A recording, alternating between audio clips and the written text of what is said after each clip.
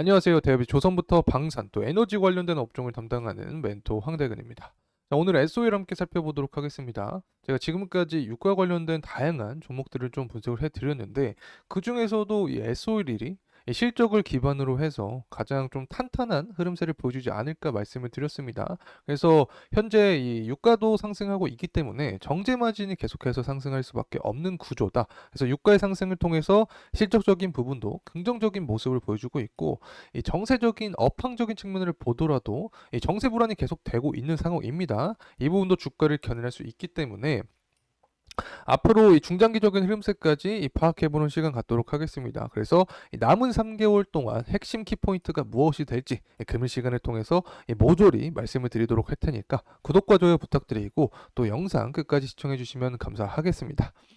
자, 우선 실적적인 부분부터 가져왔습니다. 살펴보기 위해서 뭐 23년부터 해서 24년, 25년 모두 매출액과 영업이 증가하는 이 모습세를 우리가 기대를 해볼 수 있습니다.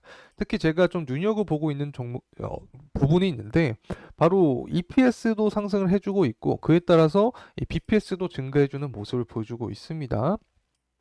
이 사실 BPS가 기업의 주당 순자산 가치죠. 이 기업이 이 성장을 해 나가면서 순자산 가치도 이 상승을 해 주고 있기 때문에 이 부분은 긍정적인 신호로 파악을 할 수 있다. 그래서 실적을 기반으로 한이 외형 성장을 보여주고 있는 기업이다. 자, 이렇게 말씀을 드립니다. 자, 이렇게 실적적인 부분을 체크해봤으니까 이제 정세적인 이야기 해보려고 합니다. 자, 이스라엘과 하마스의 전쟁을 둘러싼 국제 역학 관계에 대해서 가져왔는데, 자, 우선은 우리가 그냥 생각을 할 점은 이스라엘과 미국이 이 우방 국가다. 자, 이렇게 생각을 할 수 있고 하마스와 이란이 서로 우방 국가다. 자, 이렇게 볼 수 있습니다. 그래서 이란이 이스라엘과 전쟁을 계속해서 이어지고 있는 상황인데 먼저 이스라엘이 공격을 했었죠. 이 시리아에 있는 이란 영사관의 건물을 폭격을 했다. 그래서 이스라엘이 이 부분을 통해서 보복성 공격을 이어주고 있는 상황입니다. 그래서 관련된 사진을 가져왔는데 이란이 이스라엘에 날린 미사일입니다. 그래서 우선은 이스라엘이 먼저 이란의 영사관을 공격을 했기 때문에 이런 보복성 공격이 계속해서 이어지고 있는 상황이다. 이렇게 볼 수 있겠습니다. 사실 이란과 이스라엘이 전쟁을 하게 되면 주변국까지 피해를 입을 수밖에 없게 되는 거죠. 특히 주변에 쿠웨이트 같은 또 국가가 있습니다. 산유 국가가. 그래서 원유 공급에 대한 차질이 생길 수밖에 없는 상황이다 볼 수 있는 거고 또 이란 밑에 호르무즈 해협이 있습니다. 호르무즈 해협을 보게 되면 이 이란이 또 봉쇄를 할 가능성이 높아지죠. 그러면 관련된 해운주들도 이 운임비 상승 때문에 수혜를 받을 수 있다. 이 부분 참고로 말씀을 드립니다. 그래서 결국에는 뭐 이란과 이스라엘이 싸움이 계속되고 있다라는 기사 내용입니다. 당연히 이스라엘이 공격을 했었으니까 이란도 공격을 하겠죠. 보복성. 그리고 또 웃긴 거는 이스라엘도 다시 한번 보복 공격을 할 것이다라는 이야기가 나와주고 있습니다. 사실 이스라엘이 처음에 영사관 공격을 안 했다면 이런 이슈가 존재를 하지 않았을 텐데 사실 왜 공격을 했을까? 이 부분이 궁금하실 거라고 생각합니다. 자, 이 부분 지금부터 말씀을 드리도록 하겠습니다. 구독과 좋아요 꼭 한 번씩만 해주시면 감사하겠습니다. 자, 우선은 이스라엘이 이란을 공격했다라는 이유가 다양한 이유가 존재합니다. 하지만 저는 계속해서 강조드렸던 부분이 바로 정치입니다. 정치. 지금 이스라엘 내에서 정권을 보게 되면 이 네타냐후 정권이 잡고 있습니다. 근데 이 선거철이 돌아오는데 선거에서 이기지 못할 확률이 현재 굉장히 높은 상황입니다. 제가 항상 말씀을 드렸는데 이 조선주에서도 설명을 드렸던 부분이 존재했었죠. 미국 대선이 돌아오고 있다. 그래서 이 갈등이 되는 국가를 제재할 가능성이 높다. 이 부분이 중국이 될 수 있고 중국을 제재하면 한국 조선업이 수혜를 얻을 수 있다라고 설명을 드렸는데 현재 이스라엘도 마찬가지입니다. 갈등이 되는 국가를 현재 계속해서 전쟁에 대한 부분을 부각시키고 있다. 이 국가 자체가 현재 이란이다. 이렇게 볼 수 있는 거죠. 그래서 지지율을 높이기 위한 측면이 존재하고 또 미국과의 관계인데 네타냐후 자체가 트럼프를 지지를 합니다. 또 트럼프가 친이스라엘이기 때문에 11월 대선까지 이 전쟁을 통해서 바이든 대통령을 압박할 가능성이 높다. 이렇게 볼 수 있는 거죠.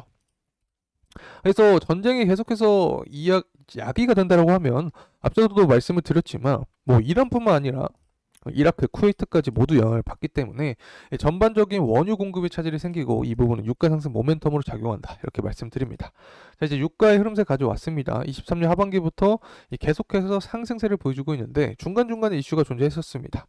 이 당시 어떤 이슈가 있었냐? 뭐 이때는 후티 반군이 홍해를 공격했다는 이슈가 존재를 했었죠. 그리고 우크라이나가 러시아 정유소 공격했다. 최근에는 이스라엘이 먼저 이란에 이 영사관을 공격하면서 이 전쟁에 대한 부분이 계속해서 가시화되고 있는 상황인데, 사실 유가의 전고점을 보게 되면 94달러 정도를 기록을 해주고 있습니다. 그래서 이 전쟁에 대한 리스크가 계속해서 이어진다고 하면 이 전고점 구간까지 이 상승에 대한 폭이 발생할 수 있다. 만약에 전고점 구간 돌파해주면 진짜 100달러를 생각할 수밖에 없는 상황이기 때문에, 이러한 전반적인 정세적인 분위기 자체는 S-오일의 이 정제 마진을 또 향상시키는 원인이 된다. 이번 주가 상승 모멘텀까지 이어질 수 있다는 점 말씀드립니다.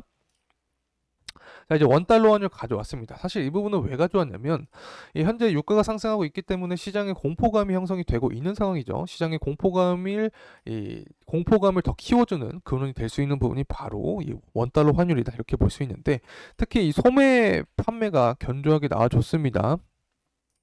이 예측치가 얼마였냐면 0.4%였는데 실제가 0.7%를 기록을 해 주었습니다. 그만큼 소매 판매가 견지하게 나온 상태다, 이렇게 볼 수 있는 거고, 이, 이 부분을 또 해석을 해보면 소비자들이 현재 고금리 상황에도 소비를 계속하고 있다, 이렇게 생각을 할 수 있습니다. 사실 이 부분은 금리 인하가 아닌 인상에 대한 요인이기 때문에 이 시장의 공포감을 더해주는 그런 요소다라는 점 참고로 말씀을 드립니다.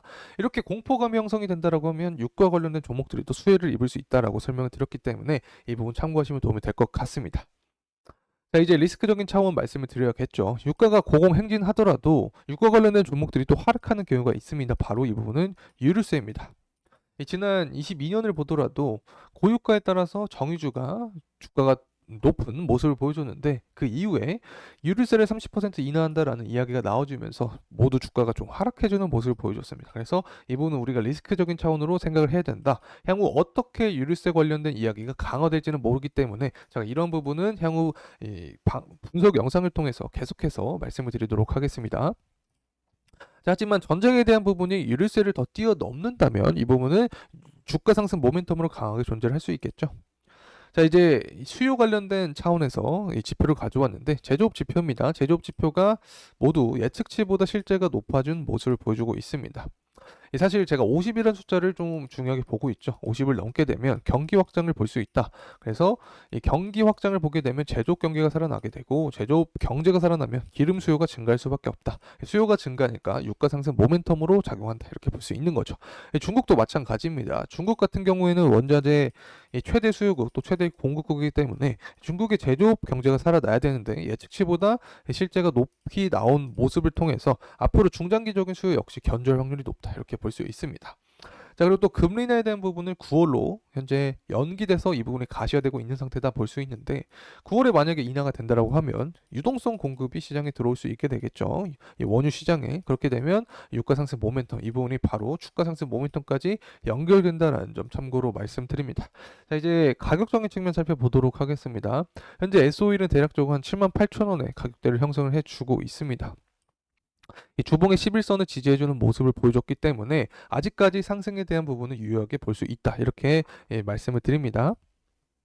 그래서 우선은 주가 상승 모멘텀이 나와준다면 85,000원 구간에 또 매물대가 많이 쌓여있는 현재 모습을 보여줬기 때문에 이 구간을 돌파해주는 게 1차적인 포인트가 될 수 있다는 점 설명을 드리고, 그렇다면 주가 상승 모멘텀이 언제가 될 수 있을까? 이 부분은 결국에 정치적인 일정과 관련이 있다고 설명을 드렸었죠. 현재 바이든 트럼프가 지지율 싸움을 하고 있습니다.